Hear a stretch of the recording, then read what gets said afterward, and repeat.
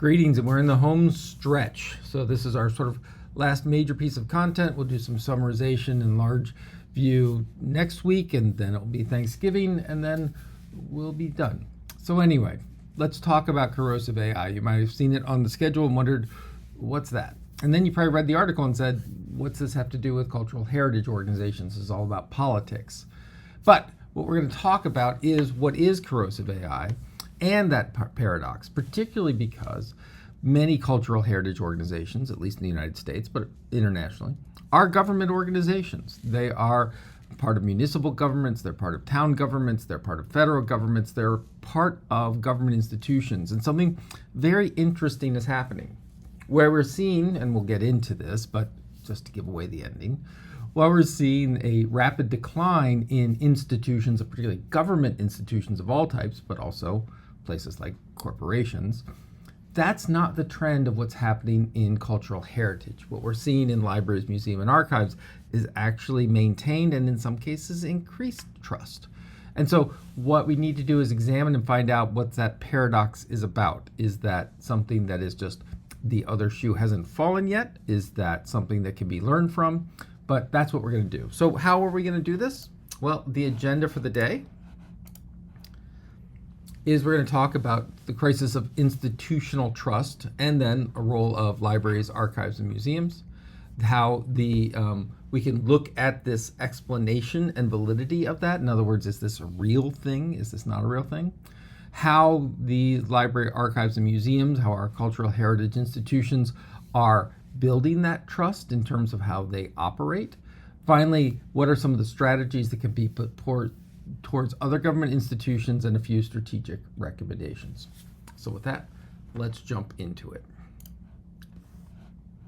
So, the crisis of institutional trust and the roles of libraries, archives, and museums. We are in the middle of a historic decline in public trust in U.S. governance, in case you hadn't noticed. We've seen declining public trust. Public confidence in U.S. government has reached an historic low, worsened by AI misuse and undermined democratic discourse. This is from the corrosive AI. And by the way, in case you're wondering, the Riley Lankus is my son, and he's currently a doctoral student in the University of Maryland. But it's a good idea, regardless of how genetically connected it is to me. So we've done some work and developed it under a previous project on state libraries and AI. And so we're seeing this all over the place, right? We see this in how people think about whatever political party you're in, how we look at Congress or the presidency, how we look at the Supreme Court, how we look at our own politics. One of the things that you see, by the way, in generally when you talk about trust in organizations is the closer you get to your back door, the more local you get, the higher the trust goes. But we're even seeing, once again, there major degradation. We're seeing this in government organizations. We're also certainly seeing this in media. We're seeing this across the board in corporations, who has our best interest in mind, etc. However, libraries and museums and archives maintain a high trust. Now, they do that through things like ethics.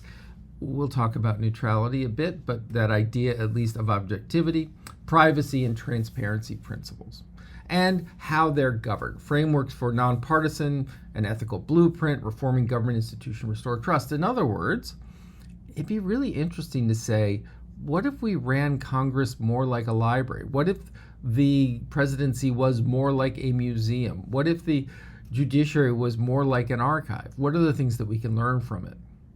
And once again, talking about how this ultimately comes down when you talk about trust, you've got to talk about disinformation. You've got to talk about misinformation, right? How can we look at how libraries, archives, and museums have built community service models that combat some of what we're anticipating, at least in this paper in corrosive AI, around AI-driven misinformation? And then how do we build public trust? So that's where we want to go. And the first thing is we have to acknowledge it's not going well for public trust right now. There is plenty of data that demonstrates a degradation of trust, a reduction of trust in traditional organizations and institutions, particularly in the government sector. Once again, that's what's focused of this paper, but we can see it across the board when we look at things like media, when we look at things like corporations, when we look at different areas of society. But once again, given this. We'll focus on the paradox of government organizations, once again with many GLAMs, LAMs, what have you, being government organizations. So public trust in the U.S. government has declined steadily over the past 7 decades to historic lows, reflecting deep systemic issues. 70 years we've seen this reduction. This isn't something that happened with the election of a certain president or the rise of a certain political movement. This has been happening steadily since the 1960s. We've seen this in the 1970s. In fact, there's a really great book, if you need more great books to read, called The Uptick, and it was written by the fellow who wrote Bowling Alone, and he looked at society since the Gilded Age in the late 1800s, and he looks at it as a continuum, as what we call the I-we continuum. That is, there are times in society when the focus is on the individual freedoms, individual liberty, individual wealth, individual autonomy. And then there are times when you swing to a more collective sense of action and collective sense of belonging. You can see in the Gilded Age in the late 1800s, by the way, a fabulous HBO series does a good job of sort of showing how crazy this is, where it was at the time robber barons were through railroads and through oil had accumulated massive amounts of wealth. They had turned that into political power. They were more or less had the ability to dictate a lot of how society worked, and those who didn't fit within that power structure were on their own. Then came the reform movement, the progressive movement under people like Teddy Roosevelt, and eventually all the way to FDR, which looked at the idea of trying to create a more collective action. You had World War I, you had World War II, that created joint mythologies and narratives. This idea of what it meant to be American and the American dream and equity and liberty and justice for all. And you saw great movements forward on things like civil rights. Once again, not far enough, but movements towards civil rights. And while that collective protection and collective vision wasn't certainly equal across different sectors of society, with the women's movement, with the civil rights movement, with Latino rights, etc., there was progress made towards that. Now, Putnam, who wrote the book, went to the idea that really sort of peaked in the mid and early 60s. Kennedy's speech about ask not what your country can do for you, but what you can do for your country.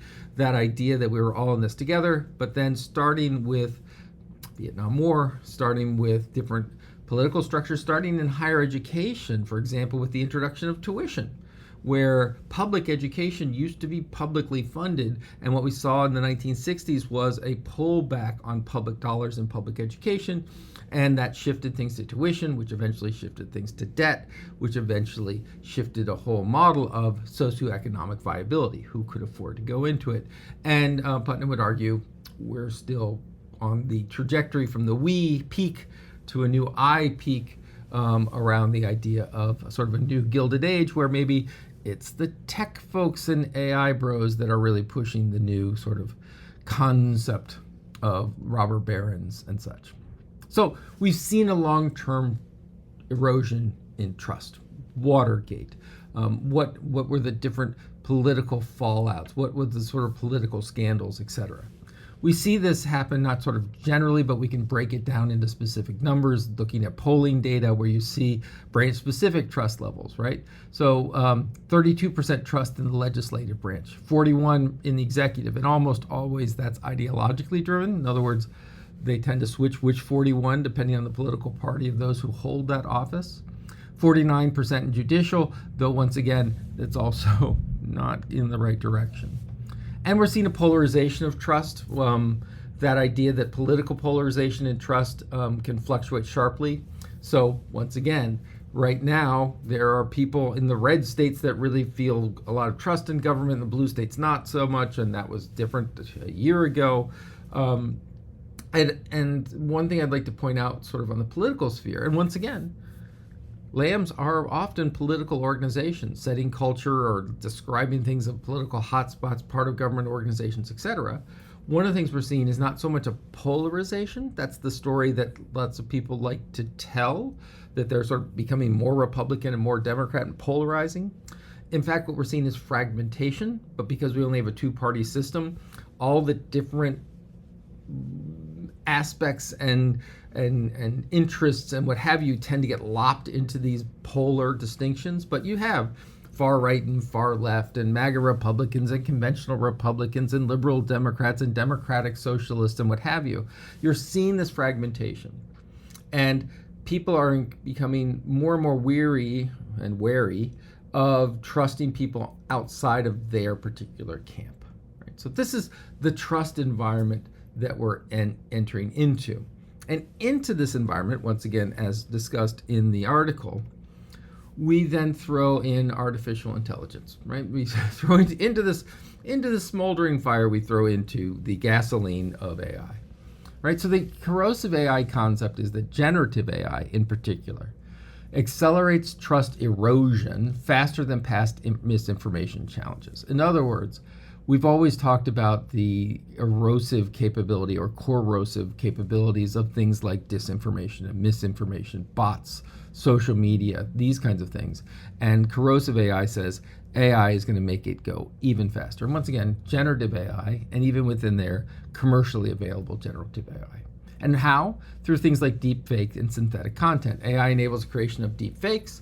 And we have increased text. We have the ability to transform fake news into a prolific automated industry, right? The idea that we can create propaganda, we can create mis and disinformation, we can quickly create whole campaigns that erode trust in political figures and political organizations and government agencies and government organizations.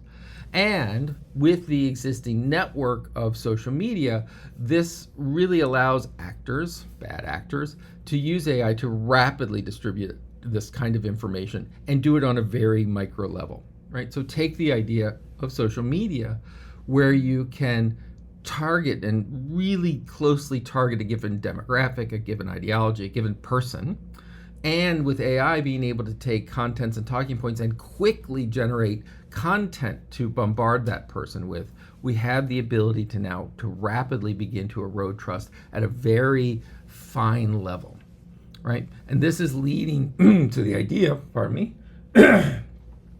of radical epistemological uncertainty, which is a big way of saying we're losing all sense of trust. We had this discussion, it will come up again today, around AI literacy previously, and the idea of, is AI literacy the way to go, and the idea of AI conversant, and this notion of how can people trust, and the notion that AI is a different beast because it's able to take things that we usually trust, like images and video, and suddenly create doubt, right? So this widespread content forgery causes public uncertainty, undermining trust in digital content, and weakening democratic accountability. We just have fewer things that we trust, right? So this has also been exacerbated, made worse by failures of the industry to create guardrails and in legal framework. So for example, what we've seen in the AI race, and we've had many articles and you've reflected many times on it, is the notion that we see a rapid deployment of AI. There's a race among the large commercial AI providers like Meta and Google and OpenAI and such to build it and release it and figure it out later. And the pressure is always to try and be the first, the best, and out there. And so oftentimes products are put out and we will figure out and mitigate the dangers later. We are all moved from beta testers to alpha testers to societal experimenters, right? When recently, when Sora 2, OpenAI's new text-to-video generators came out, it came out in a social media framework. It was built not only to generate really convincing video, but to share it as broadly as you can in social media. And when it first came out, you could create videos with Martin Luther King Jr. in it. You could create videos with real people and historical figures doing things that were antithetical to what they would normally do. And it was only after complaints and people coming in and arguing and saying, this is not right, that they began building in guardrails. So break it and then hope you can fix it later is not leading to great policy development. We're seeing the idea of legal immunity challenges, which is part of the reason they can do that is through things like Section 230 of the copyright law that says, in essence, if you go to Sora and you produce libelous content, whatever kind of content, bad content, and you share it to the world, Sora, OpenAI, is not responsible for that so long as they react. Once again, sort of to the previous model of rapid deployment. They can put it out there, and as long as they're willing to pull it back if asked, they're okay. Right? So the shift for dealing with disinformation, misinformation, libel, AI, etc., has shifted now to the individual. Right? Immunity laws push the responsibilities to combat disinformation onto public institutions and vulnerable communities. The corporations are helping to generate lots of materials, and it's up to our struggling K-12 school system to teach literacy. It's up to our public court systems to deal with liability issues. It's up to each of us as individuals to deal with the economic impact, the societal impact, the cognitive impact of what's going on. This is the world that we're in, right? We are building AI tools that erode trust in a time when trust is already eroded. We're seeing an acceleration, and the burden of that is falling onto individuals and institutions. Onto where we say things like libraries will fix it, and schools will fix it, and universities will fix it, and if only we pass the right law, instead of sort of societally thinking ahead of time about what kinds of things do we want to put out there and what kinds of things should be available. So that's the not so happy starting point for where we are, right? And we all experience it. We experience it through political stress. We experience it on a daily basis. We have this sort of impact in how things are happening rapidly and changing rapidly in not only the government sector, but in the commercial sector, in our personal lives, at the university system. We're in the middle of all of these kinds of changes. And so we're losing a lot of tent posts that held us down and gave us some solidity. And into this environment, AI is simply accelerating this kind of trouble. But as I said, there is an interesting paradox in all of this data going, and it is you, and it is us, and it is talking about cultural heritage institutions and how they are working and surviving in this world, not untouched by this, mind you, but definitely a different vector. So let's talk about this trust anomaly. Let's look at, is it real or is it not? We say things like libraries are the most trusted brand in the world, that museums are trusted institutions and agencies. But are they? I mean, because for each one of them, we can look at things like book banning. We can look at the idea of cultural appropriation. The new King Tut Museum just opened in Egypt, and I think their main poster is, "Please, England, give us our stuff back." We have plenty of demonstrations where these institutions have done things that you would anticipate to erode trust. So is it real or is it not? Well, let's first of all talk about public confidence. In libraries are highly trusted, viewed as essential community anchors, fostering social capital and reliable information access. We see things like the Pew study that showed that libraries, the three most trusted professions in the United States, are nurses, the military, and libraries. When you look at Pew studies that talk about, we talked about Pew research, when we've talked about what are the most reliable sources of information, you see libraries high in that evidence. And even in the era of book banning and attacks and ideological attacks on books for things like parents' rights and sexual content and appropriateness, and see legislation moved in different places like Texas, even in the midst of that, in fact, sometimes because of that, you're seeing the public make higher declarations of trust. That is, you're seeing some people really lose trust, but in their attacks, it's forcing people who might have been in the middle of the road or hadn't considered libraries to suddenly go, "Oh, I do trust them. I don't want book banning. This is a safe place." Right? Museums, the same thing. Nearly 9 out of 10 Americans find museums trustworthy, maintaining strong confidence unmatched by other institutions. They're seen as learned. They're seen as providing important historical information. They're seen as playing a vital role in culture and in sort of curation of the cultural record. People trust them. Once again, not every part of them. There is a lot of attempts to correct or change some of the narratives within them, but by and large, they're seen as honest actors in doing that. And this is also true when you look at things like archives, right? So studies confirm sustained high public trust in these libraries, archives, and museums, outperforming many other institutions amid widespread mistrust. These are the folks where we're saying we still trust them, we still believe them. When you look at the idea of archives and their role in transparency and accountability, right? Archives are seen as providing strong records management, essential for transparency and accountability in democratic governance. Once again, even in the midst of attacks, and sometimes because of the attacks, right? When you look at the attacks on the National Archives, where the National Archivist was fired, where a close ally of the White House was put in charge of it, you still see a necessary act of keeping appropriate records, the law for presidential records, for retention of laws, etc. And it's often because of this sort of professional integrity. Archivists serve as stewards of that historical record, promoting transparency and working to mitigate harm. They're not seen as people that are doing crazy things. They're seen as people as radically demonstrating history. Right? They're seen as individuals who are professionals and part of a larger core, as opposed to arbitrary or political actors. Right? We see this idea of different institutional types, and once again looking at trust. So here's some more data in terms of trustworthiness. Right? So on the legislative branch, about 32% of public trust from Gallup.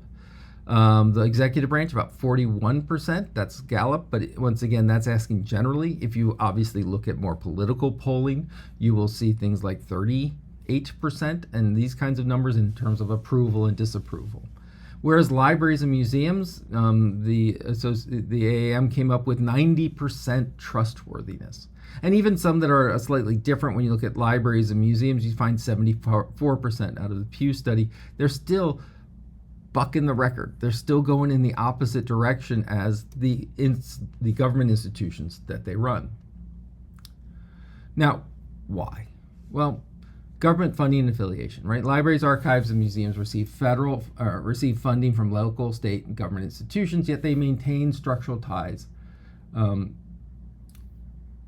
to political institutions, meaning we receive, libraries, archives, and museums receive funding from these sources. We are connected to them. We are appointed by them. We have boards created by them. We have budget hearings every year on them. We have tax records, etc. So there is this affiliation, right? And yet, libraries, archives, and museums operate as a professional autonomy and ethical codes, insulating from those decisions. So sometimes structurally. So public libraries and museums oftentimes have appointed boards, and these role of the boards, which normally have terms that go beyond different election cycles, those boards are meant to be fiduciary. Are they spending our number well? But also to provide a level of insulation from what's going on in the courthouse, what's going on in town hall, etc. So one is we have these structural things, but two, we have professional identity, right? Librarians and archivists and curators and museum specialists, while often demonstrated or represented in society as stereotypically, nerds and quiet and demeaning and all of these things, that still are often seen as an important role, a role that is not sort of out to rip down democratic institutions. They're building them, if nothing else, right? So we're represented as meek and mild, but meek and mild towards the public good. We have localized public utility, right? We prioritize local community needs through digital literacy, internet access, workforce program, mental health support. We're seen as government institutions with professionals that work. I once was in a talk by Melanie Huggins, who was the previous director of the Richland Public Library, and one of the questions came up. It was in a journalism school. And they said, what do you say to people who say that the library has no role in things like civil rights, in things like debating these different areas, in social welfare, that you stay in your lane?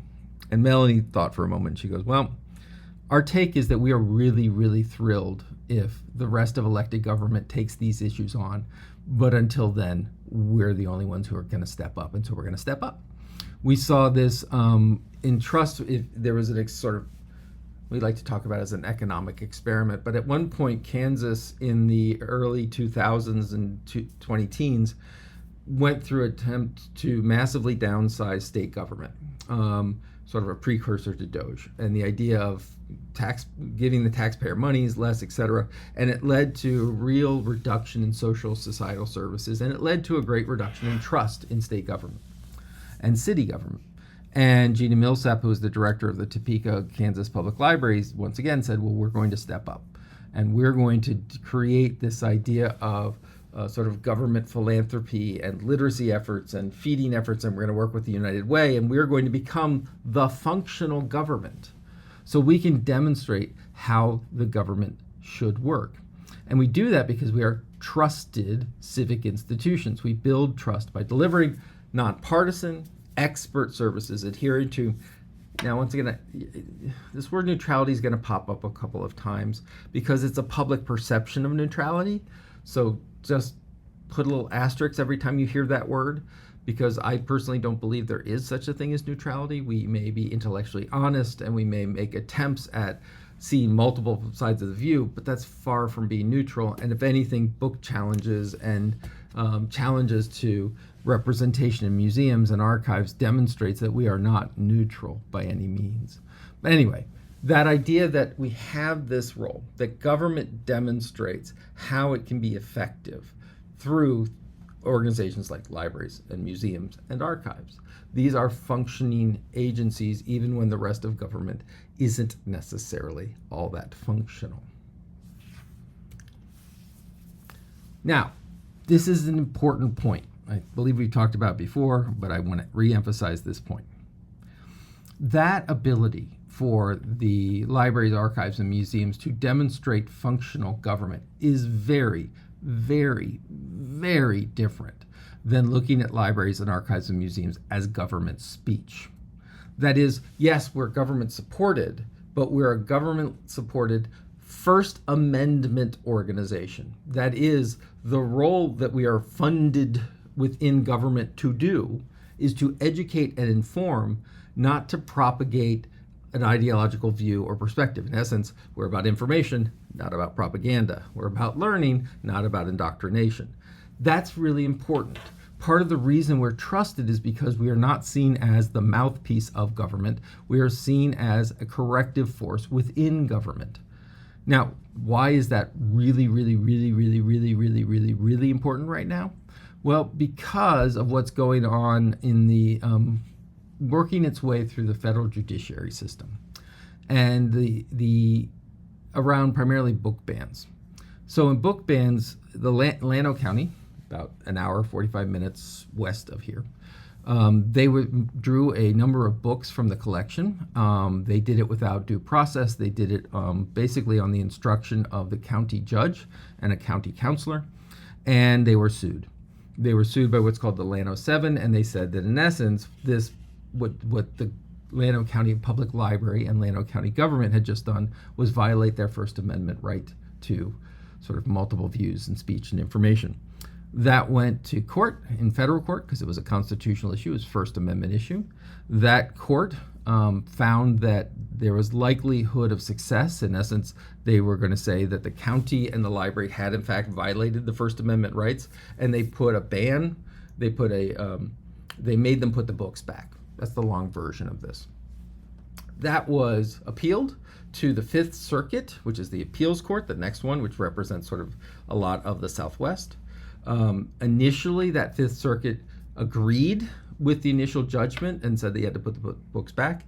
That was appealed again to what was called the en banc decision. The en banc decision is when, instead of one or two or three judges, it's the full bench or representation of the full bench that makes a determination. In preparation for hearings about whether they could maintain this stay, whether they had to put the books back, etc., a bunch of amicus briefs, that is, organizations that were aligned, made arguments on either side of them. Florida and Texas put in amicus briefs, and in that they introduced the concept of government speech. What they said was, it is impossible to sue a government for withdrawing books, censorship, from a public library, because the public library was an organ of the government and that is not covered, therefore, under First Amendment. In essence, a library is covered under the same rules that allow a school system to pick one textbook out of 100. It's the same thing that allows a government, a mayor or a governor or a president to get up and make clearly partisan speeches and protection, right? They're not covered under First Amendment. They're covered under the fact that they were duly elected, and this is what they needed to do to carry out their work. The en banc decision, the whole decision of the Fifth Circuit, said that's right. There is no right to a public library. There is no right to a public library that represents multiplicity of viewpoints. And there's no such thing as book banning, by the way. You can buy anything you want from Amazon, and if you can't afford it, you can ask a friend. Don't get me started. Anyway, that decision says that things like libraries and archives and museums, if that holds, that therefore anytime a political party gets in power within a government sector, they can go in and purge what they want and orient what they want and change what they want, therefore challenging all the stuff we just talked about, that sort of objectivity and that disconnect from the direct political course. Now, this is very important and something to look at, because if this were to stand, hold on a second, if this were to stand, then the whole notion of book banning and censorship as we know it in the libraries, archives, and museum world would go away. In essence, you have no right or First Amendment right to access. You have no right as a librarian and a professional to expect multiplicity of viewpoints or to present multiplicity of viewpoints. We become just another propagating arm. Now, as I just said, the reason we're trusted is because we're not seen as that. We're seen as the place that if the government seeks to make a decision, the town hall seeks to make a decision or a policy, a library is a place where you should be able to go and learn about that policy and learn about opposing viewpoints. In essence, do your job as a citizen to understand the complexity of an issue before the court, the legislator, the president, what have you, right? So they serve a very different function. The Fifth Circuit saying, no, if you're interested in the policies about to be put forth, there's nothing to keep a mayor, a governor, or what have you from going to the library and say, you can't share information that counters what I just said because you're part of us, and us, the government, is going this direction. The Eighth Circuit, which is up near Utah and Iowa, had previously ruled that public school libraries are not government speech, and that the removal of books is not protected government speech. In essence, the library is a necessary corrective force in the marketplace of ideas, right? So the Eighth Circuit said exactly the opposite of what the Fifth Circuit found. When this happens in the U.S. judiciary system, what that means is there's a stop along the way. There's one more stop that we are going to take this to, and the answer is the Llano County case. They have already begun the process of taking this argument to the Supreme Court. In essence, someone's got to figure out with two opposing views which one wins. There is, let's just say, a mixed belief of what's going to happen at the Supreme Court. Many people believe that the Supreme Court will follow up on precedent, will follow up on the idea of freedom and against censorship, against controlling ideas. And if you're in the ideological battle, you can certainly pay attention to a lot of Republican legislators talking about freedom of speech and talking about multiple viewpoints and how social media did a horrible thing and doesn't have conservative viewpoints and et cetera, right? So if you buy the arguments, even here at the University of Texas at Austin, as we debate the notion of a compact for excellence, do we allow enough conservative voices in the university context? Do we hire enough Republican professors? Do we have enough different viewpoints presented in our classrooms, right? If you take that at a face value, that would say, First Amendment, we're going to take that Supreme Court. Supreme Court's going to be on the favor of freedom of speech and First Amendment in library settings, in museum settings, in archive settings. There is another group that is rather dubious about that. They don't feel that they're going to necessarily get that view out of this Supreme Court. And so there is a question about whether this is the right thing to do or not. But actually, at this point, there really is no other choice. Because if the Supreme Court doesn't jump into this one, we're going to have two very different views on cultural heritage organizations aligned with the government. We're going to have sort of the Eighth Circuit and the Fifth Circuit, and Texas librarians and Louisiana librarians and Louisiana museums and the Alamo Museum. They can put forth the government propaganda, and that's their job, and it's fine. Meanwhile, up in Iowa, up in Utah, they have to present multiple viewpoints, etc. Right? That's not a really good place to be. So that's where it's headed next. And what I'm going to argue, and what I clearly am arguing, what I clearly have argued this entire semester, is that part of the reason this trust paradox is happening, that is, most government is declining in trust, except government-supported agencies from museums, libraries, and archives are at least maintaining, if not improving, trust, that we're going to violate that, right? We're going to run into a problem where we begin to lose trust because libraries, museums, and archives are seen as simply another government agency. And since we don't trust the government, why would we trust these government agencies, right? That's where the potential downside of this is. So why do people trust us to begin with? This is a legitimate question, right? What are the pillars of this trust? Well, first is the notion of intellectual honesty and intellectual freedom. So clearly, I'm taking a stand in sort of the Fifth Circuit, Eighth Circuit. And to be clear, I'm an expert witness on the Llano County case making the same argument. So I have a perspective here. But what we can see is that libraries, archives, and museums build trust by maintaining forums where all ideas and individuals are treated equitably and fairly. It's a place where people can come to disagree civically around civic issues. In Denmark, they've passed a law that says that libraries, archives, and museums are places of political discussion. That leading up to the election, these should be fora, that libraries, archives, and museums should create forums that allow people of different political parties, different perspectives to come in and have civic discourse and civic conversations where librarians and archivists and curators are mediating and facilitating these conversations with the public. We see this also in Finland. We see this in Norway. We see this role of LAMs, of libraries, archives, and museums, as places to have political conversations because they are trusted sources to do that. People look at coming into a library, museum, and archive not as a political act, but as a civic act.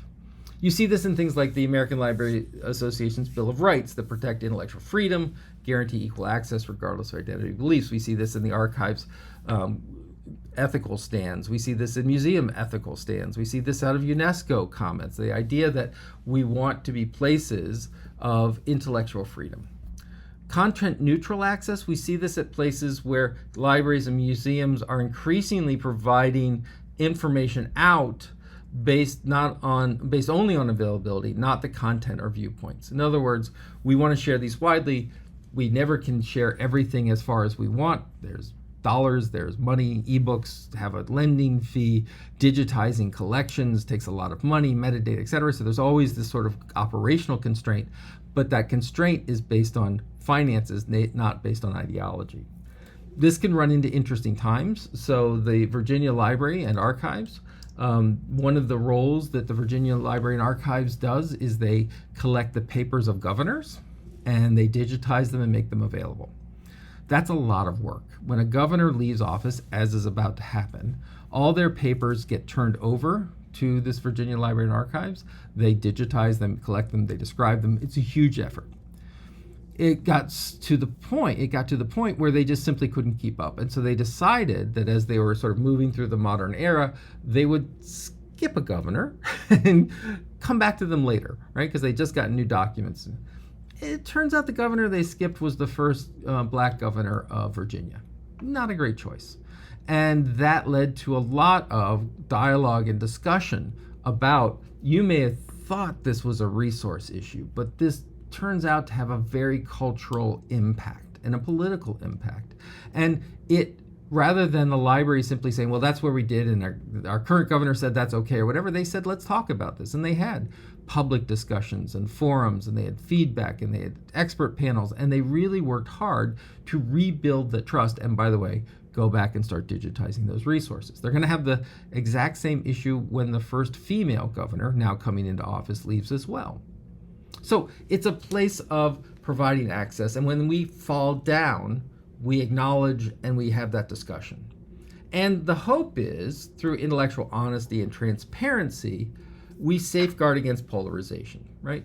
We want to be places that remain trusted arbiters, that trust and credibility is our number one asset.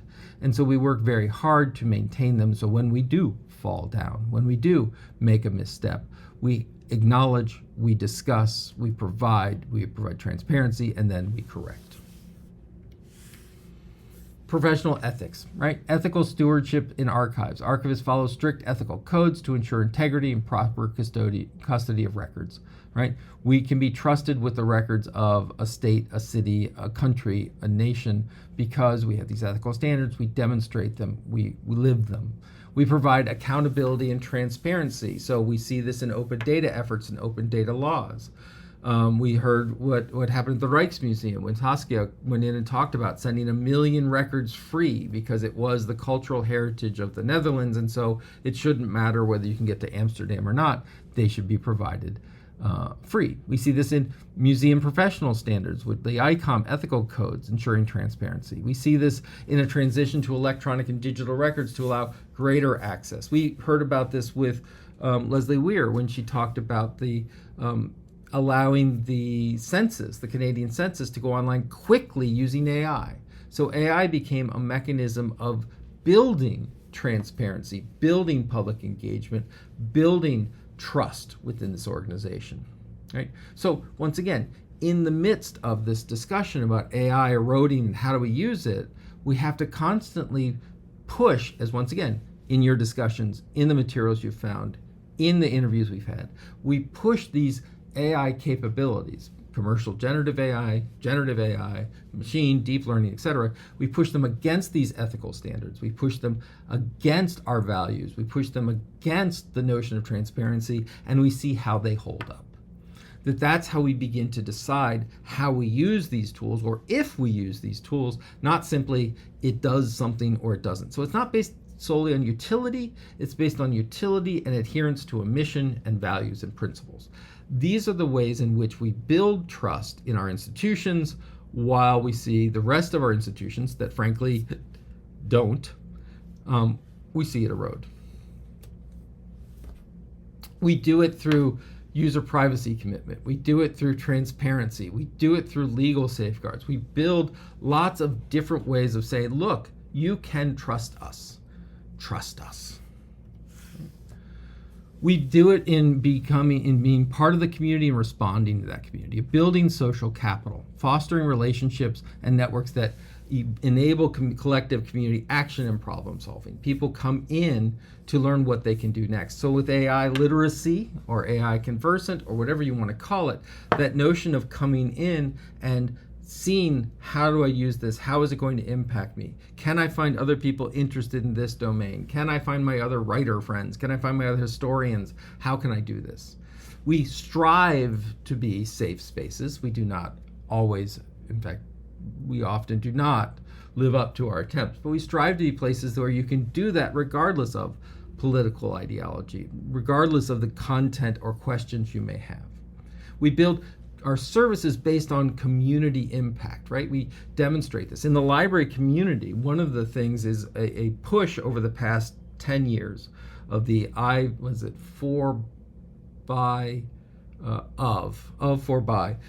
effort in museums that says it's no longer to say, I have a white beard, I'm old, and I have my PhD, therefore this is what we're going to put in our library. This is the take that's going to have it. We increasingly look at the idea of community-driven collections, community-driven programming, community-driven curation. We bring in local experts, we bring in indigenous peoples, we bring in all these kinds of different areas to demonstrate that this is a place for the whole community.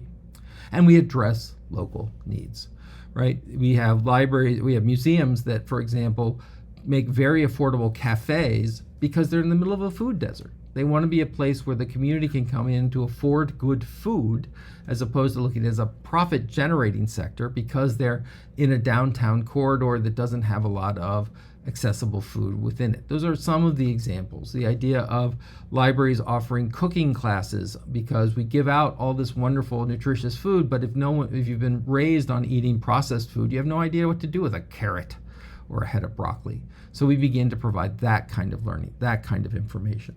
And we look at our archives and find out how we can engage with history, not simply store it, not simply have it on a shelf, but how we can have people come in, engage, learn, share, build upon, remix that kind of content.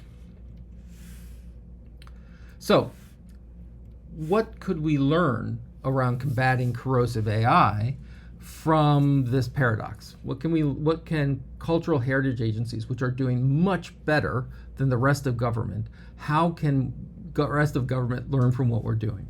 Well, building civic competencies, right? Governments must actively build civic competency to combat dis and misinformation. We need people with historical records on the Texas Republic to go into our schools and generate history and demonstrate its importance, right? The role that we have of expertise in media literacy, helping citizens critically assess digital content and recognize hoaxes. And we can provide programming in our digital centers and our media centers and our archives and et cetera. We can talk about mandatory digital libraries literacy programs. And once again, we can look at government content verification. We have our state libraries like Texas Library, State Library and Archives Commission, that their job is to be an archive of government records and then to make it available and make it provided out, and look at how we can build standards to demonstrate how AI is being part of this or not. You look at a state like Oklahoma, their libraries and archives and museums are being brought into a statewide initiative around generating AI literacy and AI jobs and what have you in Oklahoma, and they look at libraries, archives, and museums as central to that in their training function, into their demonstrating function, and into their providing validity and recognition and sort of arbiters of reality in this process, right? We can talk about privacy as core. We do that. We need to have that conversation with all aspects of government where privacy becomes core to what we do. The idea of a universal opt-in data default, where we build services that people have to choose and have to do so in a consenting and informed way. We need to talk about building archival grade security. How do we ensure this information as AI generated all these remixes and versions? How can we say that's the authentic document, that's the authentic artifact, that's the authentic material? And look at the idea of using the judiciary around legal warrants for data access. Once again, not simply providing it out to everyone, but talking about a process where we can trust it. And for me, this is the biggest part. Decentralization, local responsiveness, and social capital. One of the advantages of library archives and museums is they are built in a decentralized mode. That is, local governments support local archives, support local museums, support local government, and therefore, as I said before, in credibility and trust, the closer you get to your back door, the more you trust it. We are built by and for a local community, and that becomes ever important to what we do. We can provide service hubs where people come in and they're interested in what they do next and how to get an education and how to get social services and what have you. And turning outward in our engagement. That is, that it's not just whether someone walks into our museum doors that we will engage them, but we are out in the schools, we are out in the farmers markets, we are out in the places of historical context and ghost tours and etc., where we're seen as being of the community, in the community, and functioning within the community. All right. So ultimately, I would argue that libraries, archives, and museums are not accidentally trusted, and they're not just waiting for everyone else to catch up. They have built trust, and they've built it in their governance, they've built it in their procedures, they've built it in how they approach things in a professional way with ethics and codes of ethics and well-stated principles. And that taking and adopting some of these principles more widely within a government context could help us begin to rebuild trust in essential government organizations and commercial institutions and organizations as well. So corrosive AI is real. It is a situation that we are facing, and it is already impacting how we work. We have a lot of people that simply, whenever they are caught doing an act, declare that it is AI. And increasingly, they might be right. But what we need is this AI? And we need to have a voice that we trust to interrogate that, investigate that, and make that declaration. Trust in places like the media and journalism are falling faster, almost, not quite as fast as government, but falling faster. And so increasingly that's looking at libraries, archives, and museums, and to make sure that we're not an anomaly and a paradox, but that we take what we've done and built over 4,000 years and begin to apply it to the rest of the governance structure so we can rebuild and fight against the corrosive nature of AI in our dialogue, discourse, and actions. All right, thank you very much. Look forward to hearing from you online.